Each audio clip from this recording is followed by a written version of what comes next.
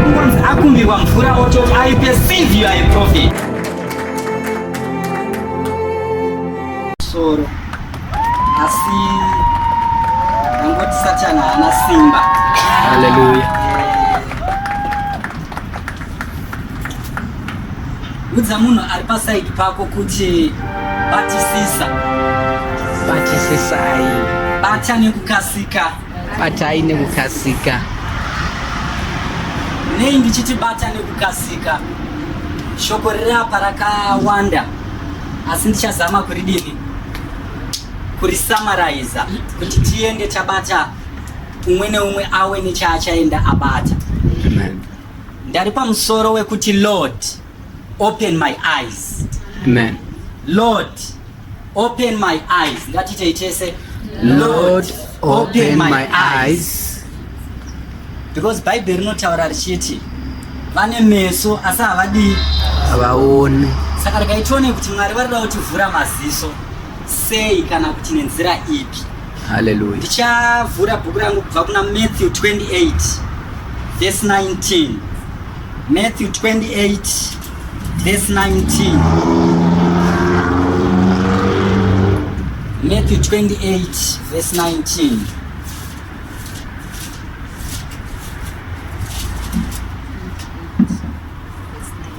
Matthew 28 verse 19. Go therefore and make disciples of all the nations, baptizing them in the name of the Father and of the Son and of the Holy Spirit.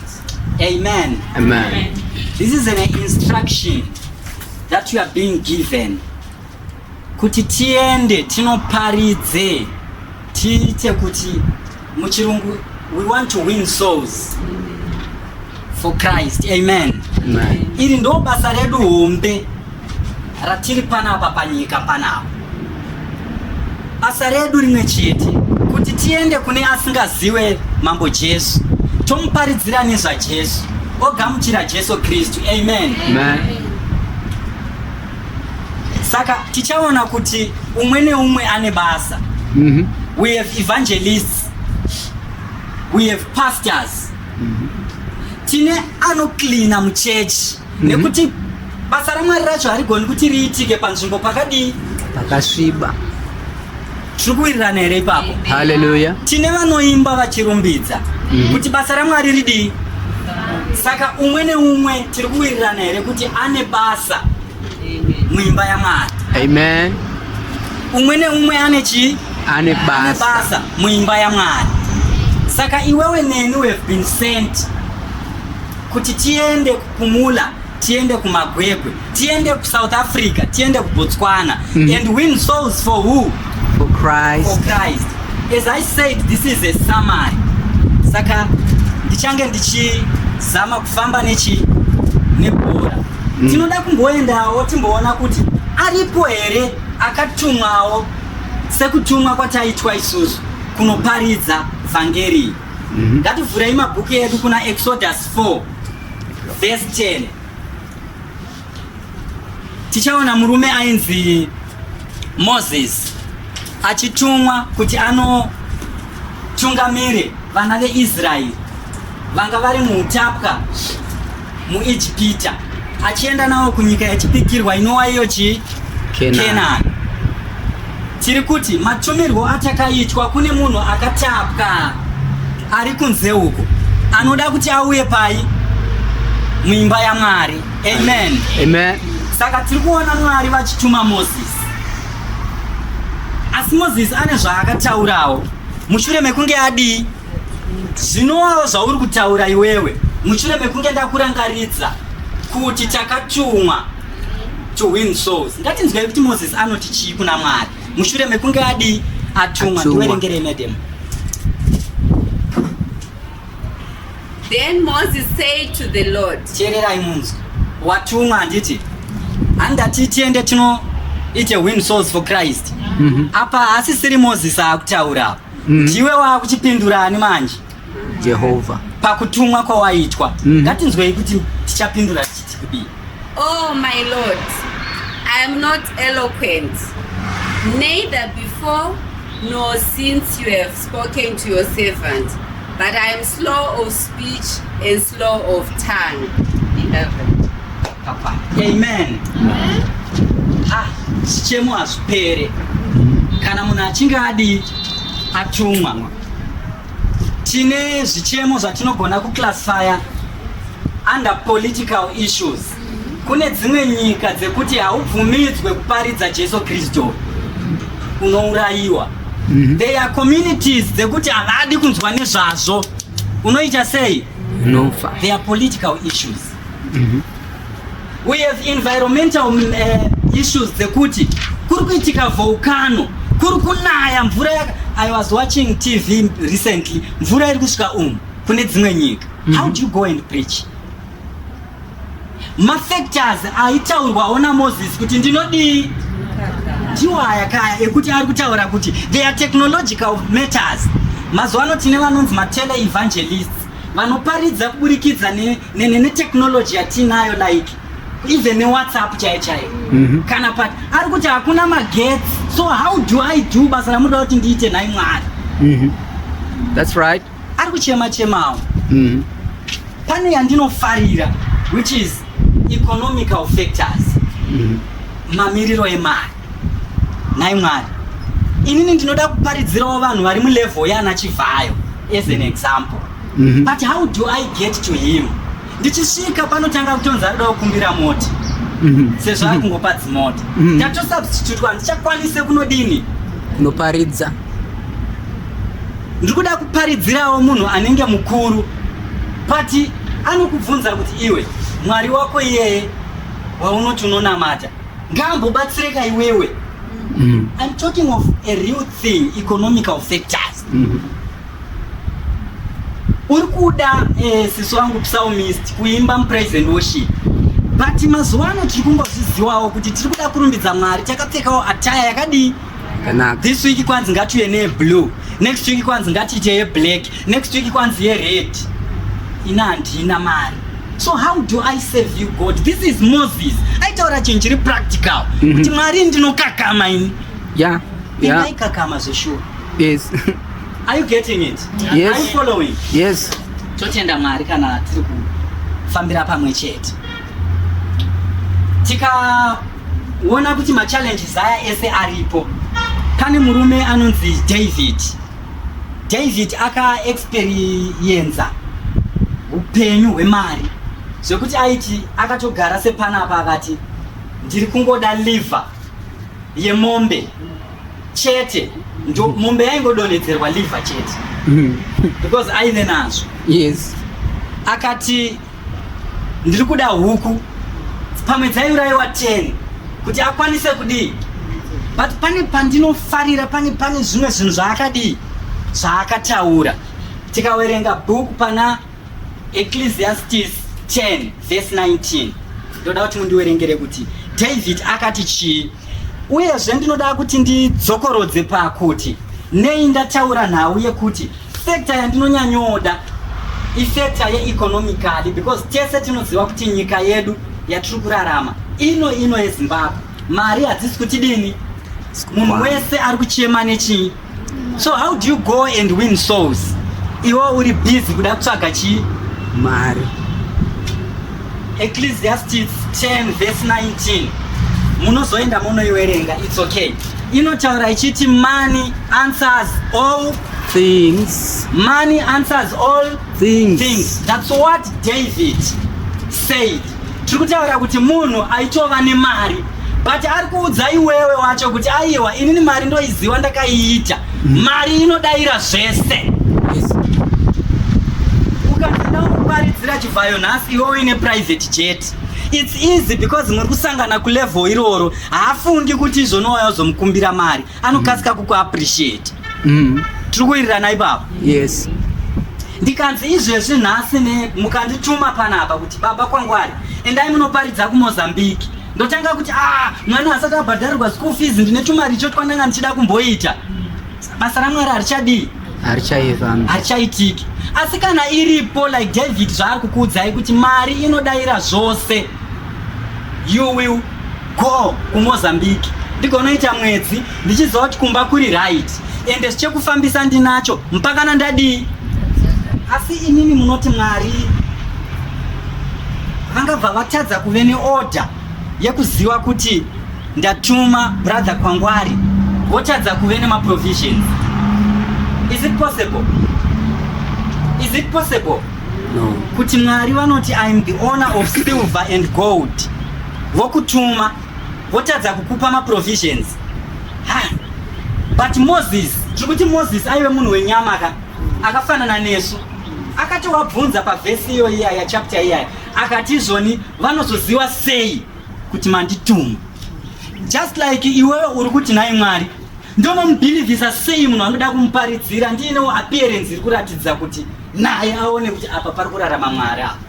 Zikanzi izvoni naMwari kanda tsvimbo yawakabata iyoyo pai ikachinja ikaita nyoka, zikanzi itore zvakare. Handiti? Alright, tombobva kuOld Testament, hanzi wanyanya kuramba uri kupi? Tomboenda kuNew Testament.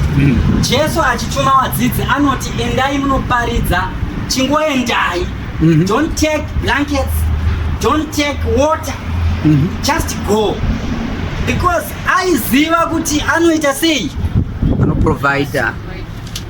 Hapana ubatika. Aiziva kuti anoita sei? Anoprovider.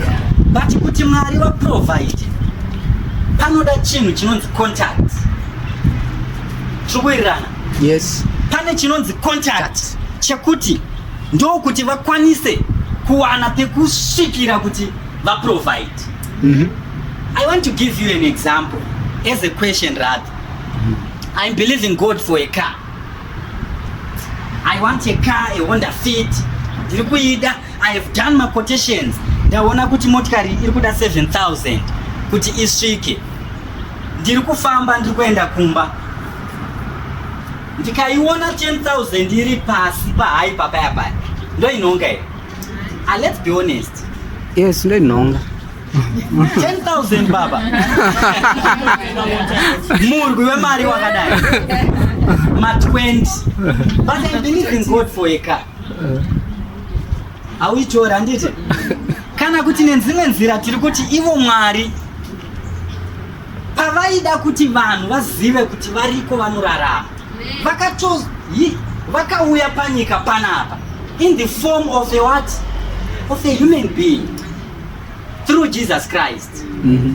Tikabelieve handiti? That's right. Zvichireva kuti Mwari havashandi nenzira dzimwe dzekuti dzinoita kunge you are believing God for a house wotononhonga 50,000 kana ungoona imba yangoti yangozvivaka yega. Are we following? Yeah. Saka ndikuti pane chinhu chinonzi contact. Ndichatry kufamba, like I said, it's a sermon. Pane chinhu chinonzi contact. Jesus achida kufeeda the 5,000 men, not women and children, men. Akatobvunza akati, what do we have? Amen. Tini. Achibvunza wadzidzi wake, wakoma pane manje. What do we have? Vamwe nyange tikada kuti tiende kumashops tinotengaka, vanhu vakawanda. Sanzi ndati tinei. Tinei. What do we have? Yes. Pane kamukomana kameka akatakurirwa chingwa. Katakura chingwa nehove. Then a miracle yakazoya pa that contact. That's right. Miracle yakauya pachi? That contact. That contact. Ndopa yakasvikira. Vari pamuchato, vagidha waini yapera. Akatobvunza akati, panei? Ndokuwanikwa chi? Mvura. I hope someone is following. I hope someone is being blessed. Hallelujah. There is need for contact. Yes. Mai wangu vane imwe nziyo yavaivanzondikurudzira nayo. Ameno kana paine vanoiziva muchandibatsira. Inonzi simbe inotukwa enda unocherechedza muchu. Simbe inotukwa enda unocherechedza. Enda unocherechedzawo. Enda unocherechedzawo. Enda unocherechedzawo. Enda unocherechedza muchu. Panyaya yemajuruka pakatokura. Tikada kuti titange ka, it will need time yayo. Thank you, Lord. Because in a lot of dimensions. But nyaya iripo ndeyekunzi yaitanga ichinzi simbe. Enda unocherechedza chi mujuru. Makambona zvinoita majuru ane order. So mamwe achifamba achidai achinotora chikafu, mamwe achiwaka achididi. They are always working. That's right. Amen. Ndati tiri panyaya ye contact. Tikaenda kuna Deuteronomy. I like book ra Deuteronomy singaiti because rine ma promises repeatwa na Mwari, especially after turning to God. Tikawerenga pana Deuteronomy 30 verse 9. Musoro wenyaya unototi promises after turning to who? To God. Amen. Amen. Promises after turning to God. Kana wabvuma kuita basa rani, kana wabvuma kutuma kuya kwatatanga tichaura nezvako, they are promises. Tiwerengerewo Deuteronomy 30 verse 9. The Lord your God will make you abound in all the work of your hand. Mirai patangidzei. The Lord your God will make you abound in all the work of your hand. In the fruit of your body, in the increase of your livestock, and in the produce of your land for good. For the Lord will again rejoice over you for good as he rejoiced over your fathers. 10. Amen. Amen. Then the Lord your God will make you most prosperous in all the works of your hands, and in the fruit of your womb, the young of your livestock, and the crops of your land. Ndati panoda conduct. Muda kuti muropafadzwe chii? What do you want kuti Mwari vakuropafadze? Thank you, Lord. Garden chairo vanhu havana garden panapa. Garden zvaro. Asi anochema every day haana mavheji e2 rand.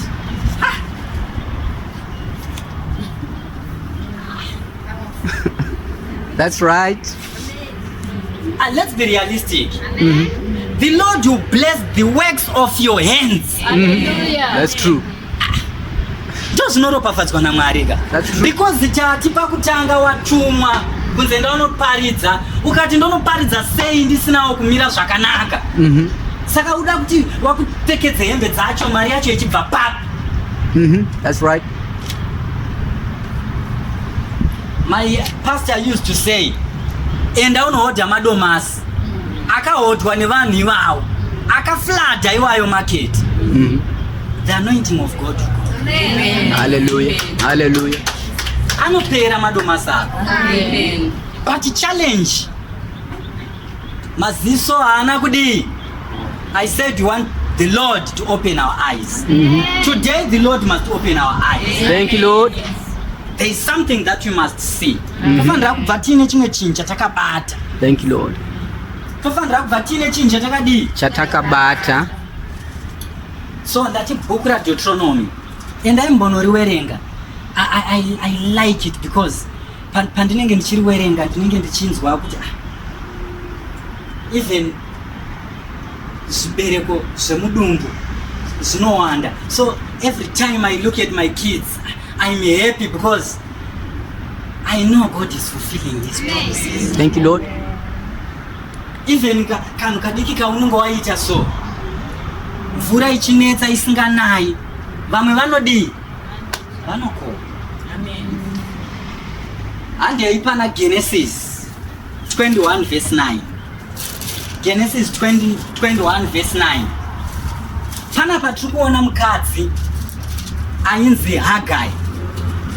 Tiri kuona mukadzi ainzi Hagai. Hagai aive mushandi waAbhurahamu naSara.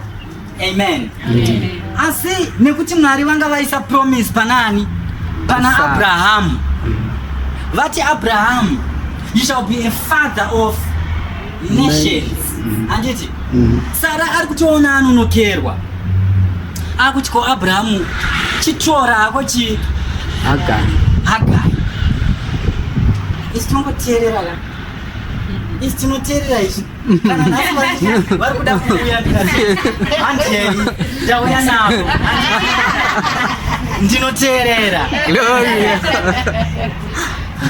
Saka sara azochiropafadzwawo because Mwari vanotombozadzisa chete chii iyoyo haisiyo topic yanhasi. Tiri kuona Hagai akuchidzingwa pamba. Abrahama arwadziwawo nemwana wake amuisira dende, ngatiriti dende remvura kuti vafambe vachizomwa. And there is something I also want you to notice. Hagai anoti mudesert, mvura inopera, mwana anotanga kuchema, zvinoita kuti Hagai atore mwana onomuisa uku ofuratira oti handingamuona achidii achifa. Munoona here futi kuti Moses akatumwa ari futi mudesert. Muri kuona here kuti mimi ndauya kuzokuyeuchidzai kutumwa kwatakaitwa tiri in a tough economic situation. That's true, that's true. Pabate ipapo kana iri time yekuti zvinhu zvakaoma ndo time yeblessing. Thank you Lord. Chibva watopabata futi ipapo. Thank you Lord. Ndopa uno pekuti ukanzwa wobva watodii waita. Saka ndiwerengerei kuti chii chakaitika. Uyu mukadzi aisa mwana uku anditi Hagai ainzi Ishmael, aisa Ishmael amirira hake kuti mwana ngaachidii. Vakadzi tinokutendai mune mwoyo yakanaka. Dai tirisu varume ndaibva ndangotsika ndopedza. Ndaidii mwana ndiri mudesert. That's true. But tino appreciate vakadzi mune mwoyo yakadini yakanaka. Mwari ngavaramba vachikuropafadzana. Hallelujah. Tiwerengerei tinzwe kuti akati pana 9 verse 9. Yes. And Sarah saw the son of Hagar the Egyptian, whom she had born to us. So 21 verse 19. Verse 19. Then God opened her eyes. Mirai, hanzi chi? God opened her eyes. Maziso Hagai. Pani pandira kuti muone. Tangidzai zvakare. Then God opened her eyes. And she saw a well of water. Mudesert. Ndo muri kunzi akaona mudesert. Tati mui mudesert. And she saw a well of water.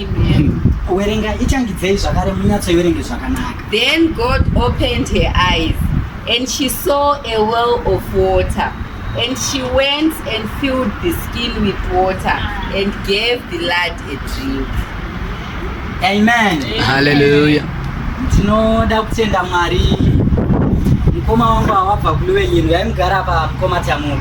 Ndangovaudzawo kuti kune imba yaMwari ero.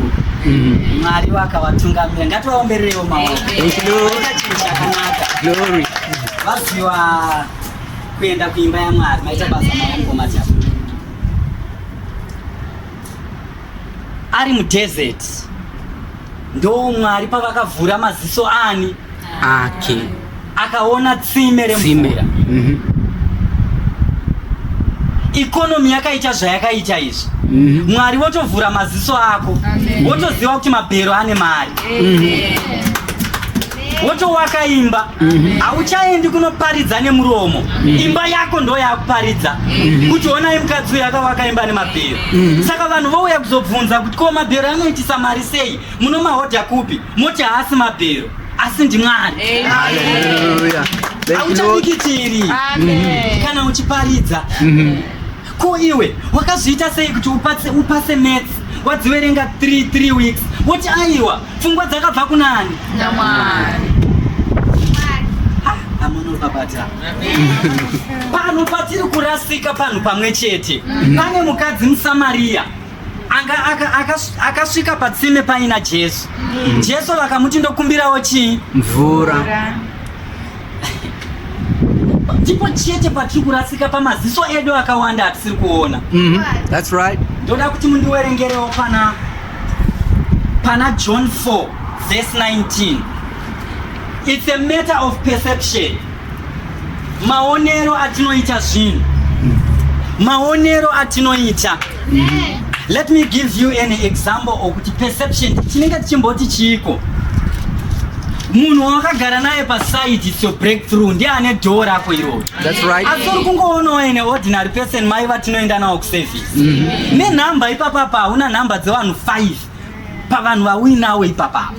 Unai manje mukadzi uyu muSamaria kuti akati kudii aona Jesu. Ndiwerengerei paverse 19. Verse 19. The woman said to him. The woman said to him. Who is him here? Jesus. All right. Akuudza Jesu manje. Imi muri kuzoona. Akuchitanga kumuudza. Inini pesa apa pane pandakambodzidzisa vanhu pamashure apa. Ndichitaura nawe kuti Jesu achiona legion. I don't know who was there. Pandaitaura nchiti Jesu achiona legion. Aiwa ne different transcript. Ya legion. Zvichisiyana nezvanga zviri pana legion panyama. Pataitaura nawe kuti as it is in heaven. Who was here? Day racho. All right, tichaidzokorodza. It's not the topic for today. But tiri kuti uyu mukadzi uyu anditika ari kuona ani? Jesu. Ari kuona Jesu. And said to him, akutanga kumuudza, akamuudza kuti chii? The woman said to him, say, I perceive that inzwai, akati chii? Say, I perceive. Kuti perceive hazvirevi kuti zvawaona ndezvechokwadi. Uri kuona sekunge. Anditi? Hazvisi kunyatsa kuoneka. Hausi kunyatsa kuona kuti ane mari here mabhero. Asi uri kuona sekunge ane mari. Ndizvere? Ora taura iti.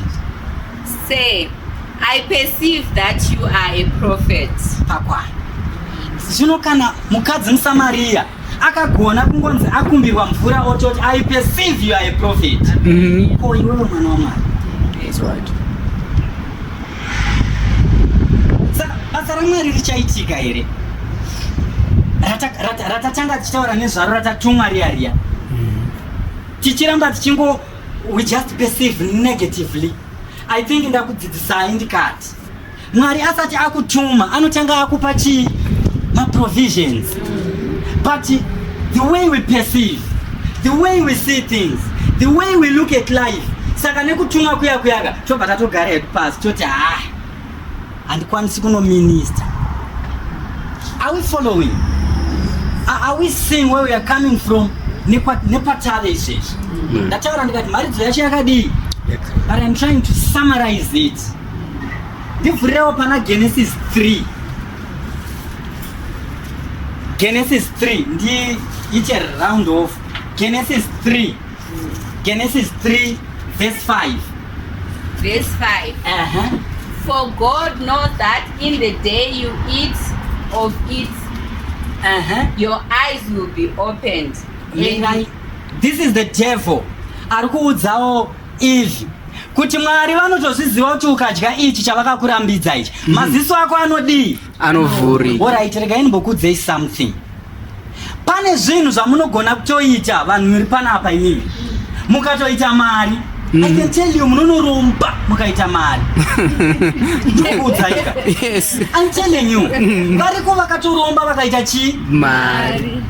Asi mubayiro wacho chi? Rufu. Werengerei futi pa verse 7.